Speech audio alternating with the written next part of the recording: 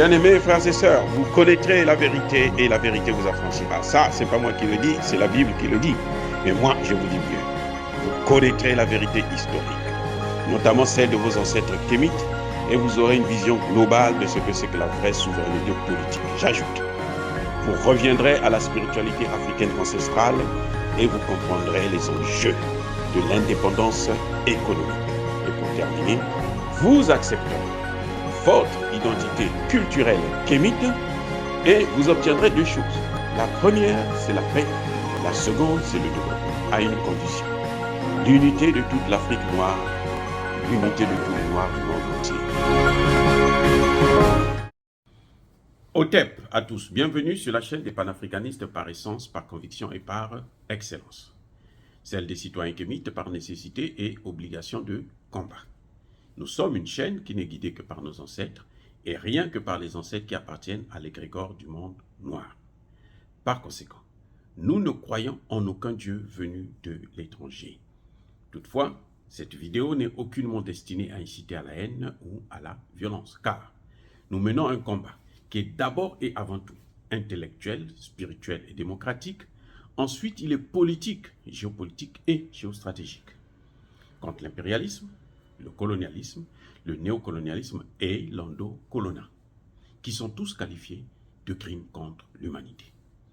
Nous menons ce combat sur la base du principe fondamental que nous avons hérité de nos ancêtres kémites, qui est celui de la Mahat, c'est-à-dire solidarité, vérité et justice. Vous êtes donc en droit de connaître la vérité. Et nous avons l'obligation de vous dire la vérité, rien que la vérité, afin que justice soit rendue au continent africain. Et ça, c'est notre modeste contribution dans cette noble lutte en faveur de la souveraineté, la dignité, la solidarité et l'unité africaine. Ça, c'est ce que nous appelons le panafricanisme. Bien-aimés frères et sœurs, et si Félix Tshisekedi était un agent de la CIA? Question pour un champion. Vous savez, hier, c'était eux qui parlaient. Nous, on ne pouvait pas parler, on ne pouvait pas donner des réponses, on ne pouvait pas éclairer la population. Maintenant, nous avons les armes pour combattre l'ennemi et nous allons utiliser toutes les armes pour les combattre. Et si Tshisekedi était un homme de la CIA, si Tshisekedi est là au pouvoir exactement pour qu'il puisse diviser, morceler le grand Congo démocratique. Vous savez, quand il a été élu, élu entre guillemets, il faut bien le dire, les gens ne voulaient plus de Kabila parce que ça faisait trop longtemps. Et Kabila s'est entendu avec Tshisekedi pour le placer là. Vous savez bien comment ça s'est passé, les accords qu'il y a eu entre Kabila et Tshisekedi pour que Tshisekedi puisse accéder au pouvoir. Et quand il a pris le pouvoir, l'élection avait été gagnée par Fayoulou. Les Occidentaux ont dit non, parce que Fayoulou lui-même, c'était un homme des Occidentaux qui avait été préparé par les Occidentaux. Vous le savez aussi. D'ailleurs, il ne vit pas au Congo démocratique, il est toujours entre les grandes villes, comme les présidents, les leaders congolais, ce sont des voyageurs.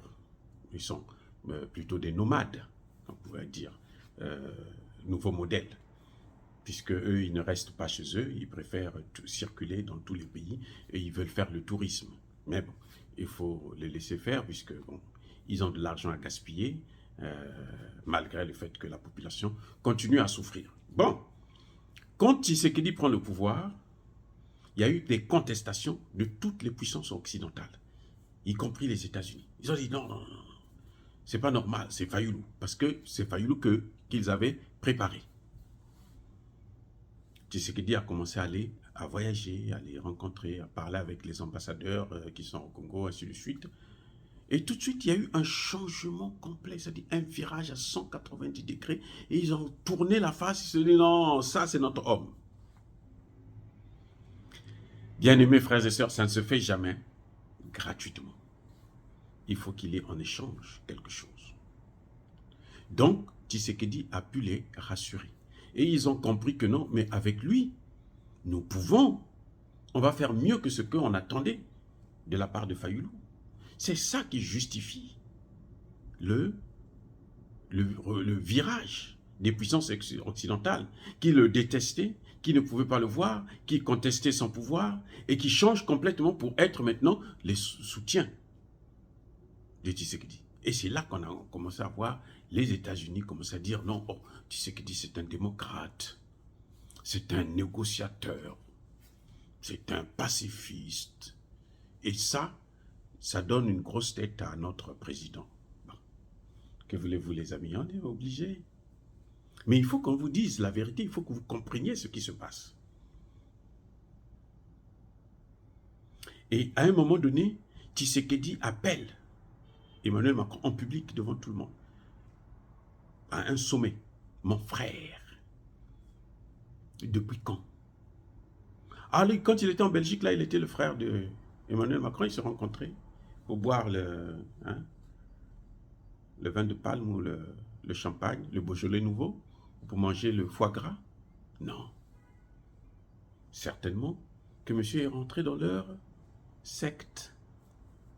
Eh oui, c'est comme ça que ça se justifie. Parce que dans ces sectes-là, vous êtes tous des frères. Eh oui, les gars, c'est ça la réalité. Donc, on voit bien que comment M. Tshisekedi est arrivé à stabiliser la position des Occidentaux pour que les Occidentaux puissent maintenant se taire. Mais est-ce que Tshisekedi vous a dit ce qui se passe exactement? Est-ce que les Occidentaux peuvent vous dire ce qui s'est passé? Non. Les Occidentaux, vous avez déjà dit que non, Mobutu était un homme de la CIA. C'est pourtant Mobutu qui a trahi Patrice Lumumba. C'est pourtant le père de Tshisekedi qui a trahi Patrice Lumumba. Souvenez-vous, je vous ai déjà dit ça, que Étienne Tshisekedi qualifiait Patrice Lumumba de crapaud. Il appelait le crapaud. Eh oui. Et que va penser le fils? Tel père, tel fils. Donc, il était du côté opposé de Patrice Lumumba. Ce sont eux qui étaient là pour, justement, balkaniser le pays. Ce que Tshisekedi oublie, c'est que nous sommes dans l'ère du Verseau où on ne peut plus faire tout ce qu'on veut. Ce n'est pas si facile que ça, les gars. Eh oui. J'accuse le président Tshisekedi de travailler pour les Occidentaux pour deux raisons fondamentales. Il n'y a pas longtemps, il a rencontré les entrepreneurs. Il fait le tapage, il est en campagne. Il a rencontré la jeunesse aussi, il n'y a pas longtemps. Et il est en train d'haranguer. Mais quand il les rencontre, qu'est-ce qui se passe? Il leur parle d'argent, il dit que je veux faire de vous des milliardaires, des millionnaires. On s'en fout de ça. À quoi ça sert des millions dans un pays morcelé où vous êtes devenus les esclaves des Occidentaux? Parce que c'est ça le problème. Ce que Tshisekedi même lui-même ne comprend pas, c'est que si les Occidentaux arrivent à mettre la main, arrivent à couper en mini-morceaux le Congo démocratique, ils vont non seulement puiser les ressources, mais ils vont martyriser la population. Léopold, le roi Léopold II là, à lui seul, il en a tué, vous savez combien? 10 millions. C'est pire que Hitler. 10 millions, Léopold, là au Congo démocratique. Les bras coupés, les ceci, les cela. C'est la catastrophe. Donc ce que Tshisekedi est en train de faire, c'est-à-dire que c'est impardonnable. Bref, monsieur réunit les gens pour leur parler de l'argent. Parce qu'il sait que les Congolais adorent l'argent. Ils sont tellement pauvres, ils ont été tellement appauvris par tous les gouvernements qui l'ont précédé, et que quand on leur donne de l'argent, pour eux, c'est la solution à tous les problèmes. Ils ne voient plus l'avenir. On ne voit plus l'avenir. La jeunesse a essayé de regarder la situation un peu de près, regarder un peu le problème de l'avenir des générations futures, mais en réalité, ce qui les intéresse, c'est l'argent. Les entrepreneurs, ce n'est même pas la peine. Mais ils ne pourront plus avoir des entreprises puisque le terrain sera occupé. Le Rwanda est en train d'entourer le Congo démocratique par le Centrafrique, par le Congo et puis par le Rwanda. Mais ils vont attaquer même Kinshasa. Il ne faut pas se leurrer pour ça. Les Occidentaux ne font pas le travail à moitié. Je vais vous dire une chose. Tshisekedi ne vous dira jamais qu'il est allé signer des accords avec la CIA, avec les États-Unis, pour faire accepter la partition, la balkanisation du Congo aux Congolais. Et c'est ce qu'on est en train de voir. Dernièrement, il a augmenté les salaires des députés parce que le président du Sénat avait posé le problème des Nations Unies. Vous avez vu quand la jeunesse a dit non, nous on ne veut plus voir ces Nations Unies. Qui est venu les protéger? Qui est venu sauver les Nations Unies? C'est le même Tshisekedi. Vous savez ce qu'il a dit? Il a dit que la population est manipulée. La jeunesse est manipulée. Vous savez qui utilise ces termes? Mais c'est Emmanuel Macron. Emmanuel Macron dit que même nous autres là, même moi là, ce que je suis en train de dire là, c'est parce que la Russie, Poutine me donne de l'argent. Pauvre de moi, ni d'Adam ni d'Ève. Je ne connais même pas parler le russe. Vous voyez, je connais seulement niet, c'est tout. Bon, bref. Vous voyez, il reprend les mêmes phrases, les mêmes termes, dans des circonstances et pourtant différentes. Il dit que la population est manipulée. Ils n'ont pas la vraie information. Ça, c'est exactement le langage d'Emmanuel Macron. Partout là où il passe, là, les Africains sont manipulés. Poutine manipule les Africains. C'est Poutine qui dicte aux Africains ce qu'il faut faire. C'est Poutine qui est en train de... Alors que nous savons tous que c'est faux. S'il a sauvé les Nations Unies, qui sont là, les Nations Unies qui sont là, pour exécuter justement le plan des Occidentaux sur la balkanisation du Congo. Mais à quoi il sert? C'est qu'ils travaillent pour eux. Eh oui, les amis, ils travaillent pour eux. Mais maintenant, mon message à Tshisekedi, c'est lequel? Mobutu aussi a travaillé pour eux. Mobutu était un dictateur intelligent, hein? Ça il faut le reconnaître. Mobutu a travaillé pour eux. Mais vous savez quoi? Pour tuer Mobutu là, c'est pas Laurent Désiré Kabila qui l'a décidé. Il n'allait jamais pouvoir le faire. Ce sont les Américains. Les Américains ont dit aux Congolais, si vous voulez le développement, vous devez tuer Mobutu. Tuez-le. Nous, on va vous aider à vous développer. Comme ça, c'est tout ce qu'ils ont dit. Hein. Mais bien entendu, ça ne se dit pas directement. Ils ont mis les moyens en marche, l'argent, les médias, ainsi de suite. La guerre de ce temps-là, de notre temps-là, elle est communicationnelle. Ils ont fait passer le message. Et tout le monde a compris qu'il fallait tuer Mobutu. On n'avait plus besoin de tuer, on ne devait plus le voir. Jusqu'à tuer ses enfants, pratiquement tous ses enfants. On a tué Mobutu. Ou plutôt Mobutu est mort parce qu'il était déjà très malade. Il est mort. Ça fait plus de 25 ans. Où est le développement promis au Congo là? Où est le développement?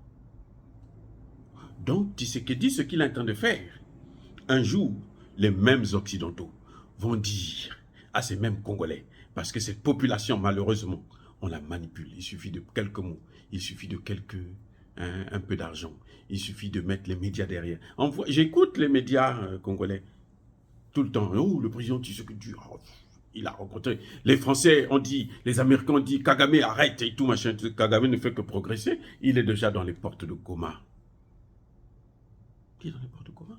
Et quand Tshisekedi rencontre la jeunesse, il ne parle pas de faits réels. Il ne dit pas à la jeunesse que voici ce que je veux faire. Les militaires congolais, le Congo, les FARDC, nous avons des hommes et des femmes vaillantes qui sont prêtes. Ils sont tous prêts à faire la guerre. Ils ne sont pas équipés. On ne va pas faire la guerre comme ça, avec des dents ou avec des morceaux de bois. Soyons sérieux. Et pour nous faire avaler la pilule encore, ils ont sorti une histoire. C'est les Occidentaux qui disent, oh, au Conseil de sécurité de l'ONU, hein, non, les armes que le gouvernement achète, ils n'arrivent pas. C'est bloqué. Lesquels qui bloquent? Mais ce sont les mêmes Occidentaux. Parce que les bateaux qui transportent ces armes, ces navires-là, ce sont des navires occidentaux. Les compagnies d'assurance qu'ils utilisent, ce sont des compagnies occidentales. Donc ce sont eux qui bloquent. Et Tshisekedi qui vient et dit, mais c'est comme si nous on est sous embargo, on ne nous a jamais annoncé. Mais c'est quoi ça? Vous allez le voir là, bientôt là, dans quelques jours là, vous allez le voir à Washington. Pour aller célébrer encore la fête Afrique et USA. Parce que lui, c'est ça qui l'intéresse. Ce sont les Occidentaux qui lui ont dit, quitte l'Afrique centrale, va en Afrique de l'Ouest. Parce que l'Afrique centrale, en ce moment, il ne maîtrise pas trop bien l'Afrique centrale. Ça échappe un peu. Donc, il va en Afrique de l'Ouest, de l'Est plutôt, là où vous avez l'Ouganda, le Rwanda, le Kenya. Et c'est là-bas qu'il y aura la solution. Pour toi, la solution, il est parti. Où est la solution? La situation ne cesse de s'aggraver. La situation de s'aggraver. Donc, pour moi, je souhaite me tromper. En tant que spécialiste de questions politiques, je dis que Tshisekedi ne travaille pas pour le Congo. Tshisekedi travaille pour les Américains. Ce sont eux qui ont intérêt à ce qu'on puisse balkaniser le Congo démocratique. Et Tshisekedi, c'est l'homme qu'ils ont choisi pour faire le travail. L'avenir nous le dira. Qui vivra, verra. Vous allez voir quand il va venir là seulement. J'espère qu'il ne va pas venir. Mais si vous le voyez ici, là, à Washington, là, vous comprendrez que dans un pays en guerre, lui vient traîner ici. Il n'est jamais parti en Russie pour aller voir Poutine, s'asseoir avec lui, lui dire voilà les problèmes que j'ai. Aide-moi à régler ces problèmes. J'ai besoin des armes. Jamais il ne le fait pas. Parce que ses maîtres ne peuvent pas tolérer ça. Eh oui, c'est tout. Monsieur Tshisekedi est en train de faire le jeu que faisait Mobutu. Mobutu aussi était l'homme des Occidentaux. Abou Abia. Oh, bien-aimés frères et sœurs, soyez bénis, je persiste et je signe par le Dieu des Kémites. Et que ceux qui persécutent le continent africain, ceux qui le déstabilisent et le pillent, qu'ils puissent être maudits, qu'ils soient noirs ou blancs, qu'ils soient neutralisés, qu'ils soient écrasés, qu'ils soient foudroyés, qu'ils soient punis par le Dieu de Kémite et par nos ancêtres angélisés. J'ai dit et j'assume.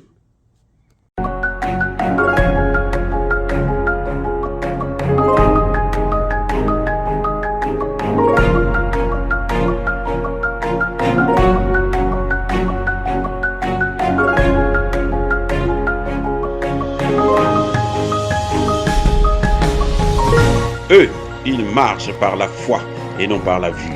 Mais moi, je vous conseille vivement de marcher par la connaissance scientifique et historique, notamment celle de nos ancêtres kémites, par les cinq sens et par l'intelligence. Abou Abia.